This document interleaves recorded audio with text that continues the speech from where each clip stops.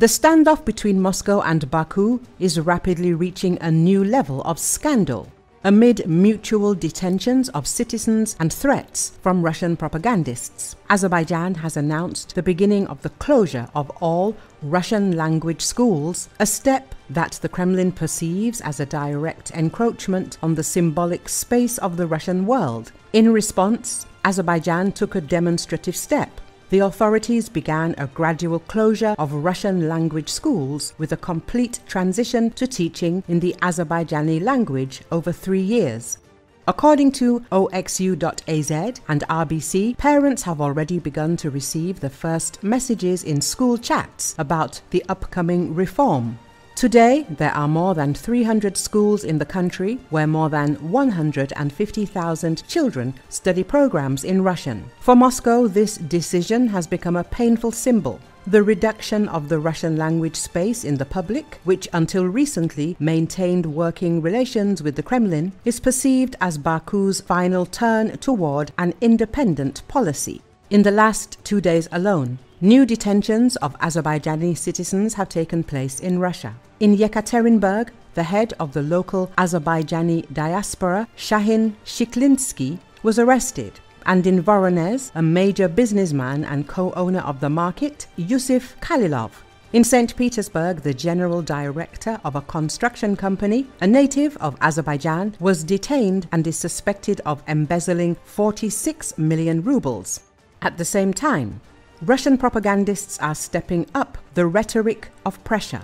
In particular, TV presenter Vladimir Solovyov said on air that Russia could raise an eyebrow by recalling the 300 kilometers of common border and, in essence, threatening a military scenario. Experts note that the crisis is gaining signs of a systemic nature. Azerbaijan is acting from a position of strength and is not demonstrating a willingness to retreat. Moscow, bogged down in a war against Ukraine, is trying to maintain the image of a regional guarantor in the public space, but in reality, it's increasingly losing influence. It is possible that in the coming months, Russia will try to increase pressure on Baku through economic or information levers, but the situation has already acquired a dynamic in which Baku's demonstrative steps will only multiply.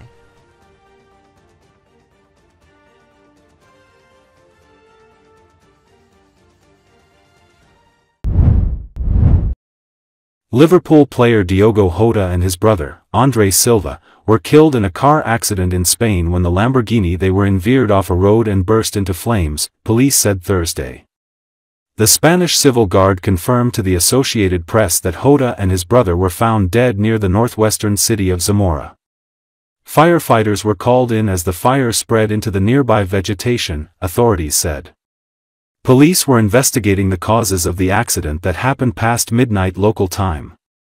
They said there were no other vehicles involved. The bodies were undergoing forensic analysis. It wasn't clear who was driving the car.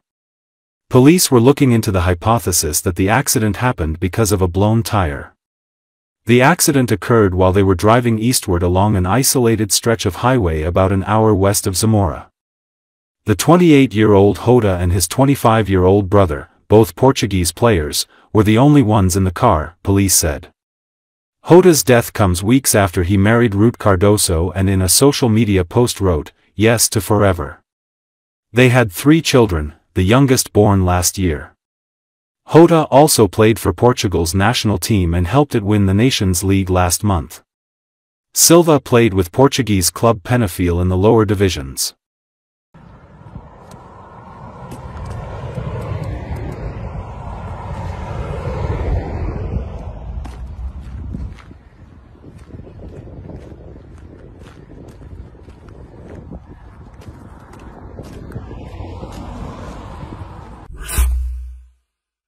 At least 15 people were taken to a hospital when a small skydiving aircraft went off the end of a runway at an airport in southern New Jersey and crashed in a wooded area on Wednesday evening, according to authorities. The incident at the Cross Keys Airport, about 21 miles southeast of Philadelphia, involved a Cessna 208B carrying 15 people, according to a Federal Aviation Administration spokesperson, who said it's under investigation. Aerial footage of the crashed plane shows it in a wooded area, with several pieces of debris nearby. Fire trucks and other emergency vehicles surrounded the scene. 3 people are being evaluated at Cooper University Hospital's Trauma Center in Camden, New Jersey, and 8 people with less severe injuries are being treated in its emergency department, Wendy Morano, a spokesperson for the hospital, said. 4 other patients also with minimal injuries are waiting for further evaluation, she said. She wasn't able to provide the exact nature of the injuries. Members of the hospital's EMS and trauma department were at the crash site, she said. A person who answered the phone at Cross Keys Airport on Wednesday said he had no information and referred questions to Skydive Cross Keys, a commercial skydiving business located at the airport. Skydive Cross Keys didn't immediately respond to an email from the Associated Press requesting comment. Gloucester County Emergency Management warned the public on its Facebook page to avoid the area in order to let emergency vehicles access the site.